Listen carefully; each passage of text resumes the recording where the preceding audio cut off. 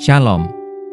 Selamat datang di Renungan Harian Rhapsody of Realities Indonesia, edisi 1 April 2025. Bahasa Ilahi dengan Logat Roh Kudus.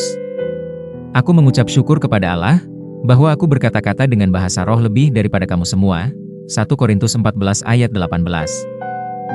Ketika kita berbicara dalam bahasa roh, kita berbicara dalam bahasa yang unik dan ilahi yang melampaui kebangsaan, suku bangsa, dan logat daerah. Engkau kemungkinan besar tidak dapat menentukan tanah kelahiran, negara, atau latar belakang budaya seseorang dengan mendengar mereka berdoa dalam bahasa roh. Apakah seseorang itu orang India, Amerika, Inggris, Cina, atau Nigeria? Doa-doa mereka terdengar menyatu dan berbeda karena ketika kita berbicara dalam bahasa roh, itu adalah bahasa ilahi dengan logat Roh Kudus. Saya pernah melakukan penelitian terhadap orang-orang yang berdoa dalam bahasa roh dari berbagai belahan dunia, dan hasilnya sangat fenomenal. Saya meminta peserta untuk merekam doa mereka tanpa konteks visual, tidak ada gambar, tidak ada video. Saat saya mendengarkan rekaman audio, saya melihat sesuatu yang luar biasa, mustahil untuk menentukan dari mana setiap orang berasal atau mengidentifikasi logat atau kebangsaan mereka secara spesifik. Ini karena berdoa dalam bahasa roh adalah bahasa rohani yang tidak terikat pada wilayah atau dialek duniawi, itu adalah bahasa surgawi. Lebih jauh, saya mempertimbangkan kelompok-kelompok dari berbagai lokasi, yang terpisah oleh jarak yang sangat jauh. Semuanya berdoa dalam bahasa roh.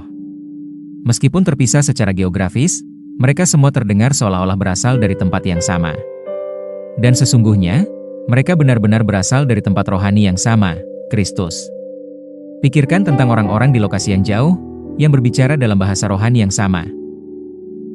Ini membantu untuk memahami apa yang dikatakan Alkitab, sebab dalam satu roh kita semua, baik orang Yahudi, maupun orang Yunani, baik budak, maupun orang merdeka, telah dibaptis menjadi satu tubuh dan kita semua diberi minum dari satu roh.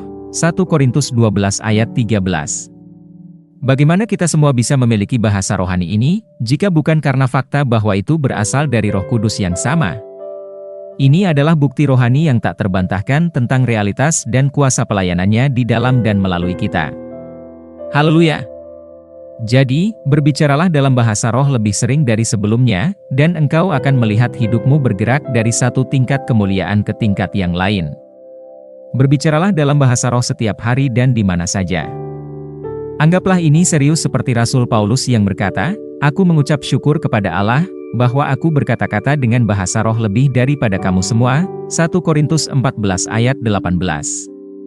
Ia berbicara dalam bahasa roh lebih banyak daripada semua orang di seluruh gereja di Korintus jika digabungkan. Ini menunjukkan betapa pentingnya berbicara dalam bahasa roh dalam kehidupan dan pelayanannya.